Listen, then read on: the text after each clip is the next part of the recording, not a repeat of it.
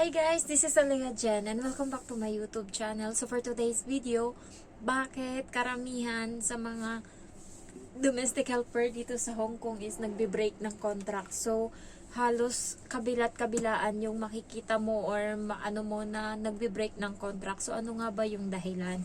Unang-una is kulang or hindi sapat yung pagkain. So guys, alam nyo naman na sa Pinas, kain malala tayo.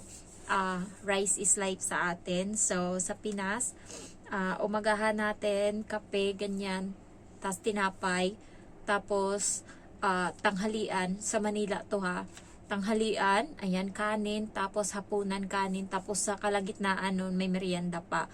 Sa probinsya naman is umagahan, parang pagkagising, mga alas 6 or alas 5:30, ganyan yung gising namin sa probinsya, kape agad sila. So ako gatas lang tas tinapay. Tapos mga alas 7:30, umagahan na namin yan. Kanin yan. Tas ulam. Yan, pagka umagahan, marami kaming pagkain. Or yan yung time na nagluluto kami. Tapos yung sobra niyan kinakain namin sa tanghali. So alas 10, may merienda kami o ano-ano dyan. Alas 12, alauna, kain na ng tanghalian. Yung sobra namin na ulam ng umaga. Tapos hapunan, kain uli. So, sa mga alas 3 meron pa. Kaya, pagdating mo talaga dito sa Hong Kong, manibago ka kasi hindi ka nila bibigyan ng almusal. Dito sa amo ko, okay pa to kasi may tinapay ako. Guys, kaya tinanong ako ng mga kapitbahay namin pag uwi, bakit ang payat ka daw? Isa lang sagot ko, ang pagkain ko sa umaga, tinapay lang, isang peraso yung tugli 5 piso sa atin. Hanggang hanggang alas 2 na yun ng hapon. Sabi niya, oh, yan lang yung pagkain mo? Sabi ko, oo.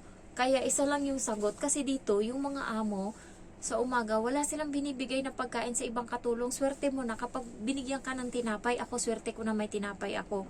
Yung kapatid ng amo ko, hindi nagbibigay ng tinapay sa katulong niya. Tapos gusto niya pakunin yung kapatid ko para magtrabaho sa kanya. Wag na, oy, mas malala yung maranasan doon ng kapatid ko.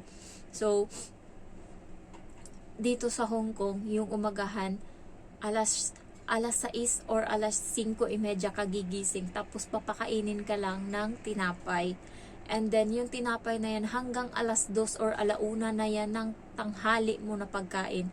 Wala silang ibibigay sa'yo kasi hapon na sila kumakain, guys. Yung amo ko maaga pa yung alas 2 sa kanya. Minsan nga umabot pa ng alas 3 yan eh. Yan pa yung tanghalian niya. So, tanghalian nila, sila lang yung kakain yan, hindi ka bibigyan. Ikaw na naman magdiskarte sa sarili mo kung ano yung kakainin mo. Dati, buti na lang marami akong dalang pagkain bago ako pumunta dito sa Hong Kong. Siguro yung bitbit ko na kilo noon is 40 kilo. So, marami yung may gatas ako. Tapos, nagdala din ako ng vitamins. Tsaka, marami akong dalang piyaya, pinasugbo. Tapos, yung mga kung ano-ano pa biscuit nagdala ako. So, yun yung pantawid gutom ko dito nung nasa Hong Kong na ako. Yun yung kinakain ko. Kapag feeling ko na mahihimatay na ako sa gutom, yan, kinakain ko yan sa tanghali. Kasi hindi kanila bibigyan ng pagkain. So, sila kakain sila dyan kung anong gusto nilang kainin.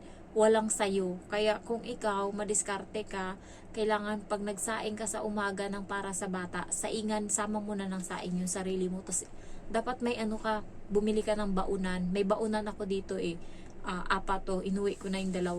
So, kasi dati kumakain pa ako dito sa loob ng kwarto sa gabi. Ngayon hindi na kasi nga ayoko na masira yung ngipin ko dahil sa kakatakawan ko ng kain-kain. So, nandun lang sa kusina yung 2 baunan.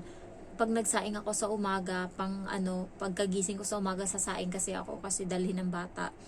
Yun na din yung time ko na para saing din ako para sa sarili ko, sabay ko na yung sa akin, tapos ilalagay ko, kumakain ako ng malamig na kanin sa tanghali, pero at least kanin yung kinakain ko, hindi katulad dati na piyaya lang, tubig lang, inom-inom lang ng tubig, kaya gutom. So, yun yung problema, guys. Kulang sa pagkain yung mga amo or mga dito katulong sa Hong Kong. Yung iba naman, leftover yung ibibigay sa'yo, yung mga tira-tirahan na nila na pagkain, yun yung pinapakain nila sa kayo. Ganyan yung kinakain ko dun sa bahay ng matanda. Mga tira nilang pagkain, tira nilang gulay.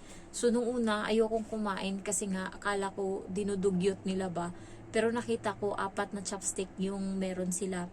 So isa yung pangkuha nila ng pagkain doon, tas ilalagay sa mangkok nila. Iba din yung chopstick nila na kinakain nila gamit yung ano na sinusubo nila sa bibig nila. Kaya okay na ako. Dati hindi talaga kasi nga na nandidiri ako. Kala ko yun din yung ginagamit nila.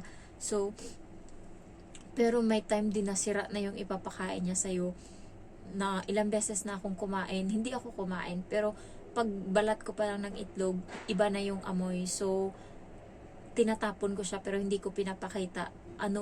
Kapag yung basurahan, kasi ano lang siya, open lang, makikita kung ano yung mga tinapon. So, hindi ko pwedeng itapon dyan yung binigay nila sa akin na makikita nila hindi ko kinain. Ginagawa ko, kinakalkal ko doon sa ilalim, kinukuha ko may mga plastic doon, tapos i-shoot ko doon yung takpan ko yun para hindi nila makita na hindi ko kinakain yung pagkain na binibigay nila. Naranasan ko din, nagtry ako ng isda. So tuwang-tuwa pa ako kasi isda miss na miss ko na yung isda. Tapos biglang pag tikim ko, maasim siya. So sabi ko, normal lang ba na ganito yung lasa o baka sira na? Hindi ko na tinake race yung sarili ko. Ko na, tinapon ko. So ang ginagawa ko pag nagtapon ako, tinatakpan ko siya. Kasi baka makita nila, ayaw nila guys na nagtatapon kahit ano pa yan. Sinabihan ko din yung katulong doon na wag niyang kainin sa susunod pagka sabi ko sa kanya, wag mong kainin yung isda kasi sira na. Sabi niya, oo nga, sira na nung kumain siya, kaya message niya ako. Pangalawa na kung bakit nagbe-break sila ng contract is kulang sa tulog, hindi sapat yung pahinga. Guys, dito sa Hong Kong, grabe yung trabaho dito. Masaya ka na pag may 5 hours ka na tulog. Totoo lang. Ako dito, 4.5 to 5 or 6. Masaya na ako kapag mayroon akong 7 hours na tulog kapag holiday ko, kapag day off ko. Kaya yun lang yung pasalamat ko kapag umaalis ng amo ko, kasi nakakatulog ako ng mahigit. Kasi nakadepende kasi guys yung kapag maganda yung tulog ko, parati akong mataas yung oras ng tulog ko, mahaba, mabilis dumating yung regla ko, tapos maabot siya ng 3 araw.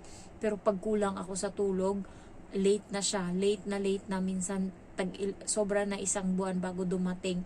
So pagdating niya 2 araw lang yan, tapos na agad yung regla ko, sobrang konti. Kaya parang nainggit ako sa iba na marami kong ilabas yung dugo nila, kasi ako konti lang, kasi nga nakadepende sa tulog ko. So next is kulang sa pahinga. Dami-daming trabaho dito, as in wala kang pahinga. Yung swerte na nga ako, may tulog pa ako sa tanghali. Yung ibang mga katulong dito is wala silang pahinga sa tanghali, walang tulog. Ayan, so ang pa nila is sa gabi kulang pa sila sa pahinga, lalo na yung may mga katabi na mga bata na newborn or basta katabi nila yung bata matulog, kasi pag nagising yung bata or yan, ikaw yung mag-aalaga. So kulang ka talaga sa tulog, lalo na yung mga bata na padideen mo pa ganyan, at yung mga matatanda guys. Yung mga matatanda hindi na yan natutulog ng tama. So yung tulog nila, tulog manok na lang. So, minsan nag-iingay pa yan sila, ganyan-ganyan yung maingay ba, yung parang may dinadamdam na sakit sa katawan. So, ikaw din, hindi ka rin makatulog.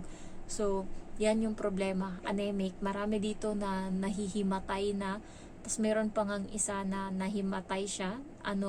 Nakaupo nga sila ng alaga niya na matanda, na umupo siya sa bench, tapos yung matanda nakalagay sa wheelchair kaharap niya, tapos natulog siya. So, akala ng mga dumadaan na tulog lang yung katulong, tapos may isang Pinay na hindi na nakatiis, ginising niya ba, kinausap niya ba, kasi pinipicturan na ng mga Chinese, tapos nung pag niya, hindi na pala humihinga, patay na pala yun. Ngayon, kaya kayo, alagaan nyo yung sarili nyo, kailangan kumain kayo kung ano yung pagkain dyan, wag nang maarte, wag na kayong maging maarte, tiisin, tiyagain nyo na lang. Bawi na lang tayo ng kain pag nakauwi. So, ganun yung ginagawa ko. Kahit anong pagkain, di na ako nag-inarte, kahit walang lasa dyan, kahit hindi ko alam na pagkain yan, kinakain ko. Yung mushroom na parang nandyan sa tenga ng at ano ba tawag nila niyan? Yung, andyan yung mushroom na dumidikit siya sa puno. Yung parang iba yung lasa niya, hindi yung mushroom natin na kinakain nila yan dito. Tapos, ano ba to, ayoko kumain ito. May tawag sila dyan eh, yung tenga ng daga ba? Yun ba yung tawag nila dyan? So, hindi ako kumakain yan. Kaya, kaso yun yung binigay ng matanda sa akin na pagkain. So, wala na akong arte, kinain ko na. Guys, dito sa Hong Kong, hindi mo lunukin mo na yung dapat lunukin kasi dito wala na talagang kaarte-arte dito. Kung ano na lang kumakain na ako. Dati hindi ako kumakain yan eh. Kasi, kailangan mong malagyan ng nutrients yung katawan mo. Alam nyo ba, pag nagluluto ako ng ng gulay, stir fry, halimbawa yung choy sam or dyan, igigisa ko yan, tas lagyan ko lang ng konting tubig, tas hanguin na 3 minutes. So may natira dyan na sabaw niya, hinihigop ko yan. Lalo na yung sabaw ng patola, ang sarap ng lasa ng sabaw ng patola. Kasi ang kinukuha lang naman nila yung patola lang dyan eh. Tapos naiwan yung sabaw, iniinom ko. Kasi andyan din yung nutrients. Kahit pa paano may maano na sa katawan ko ba. Yun na lang yung inaano ko. Niisip ko, hindi na ako nag-iinarte. Pero yung isang kaibigan ko na taga-amin din, tapos napunta siya dito sa Hong Kong, hindi siya umabot ng 1 year, siguro mga 7 months lang siya.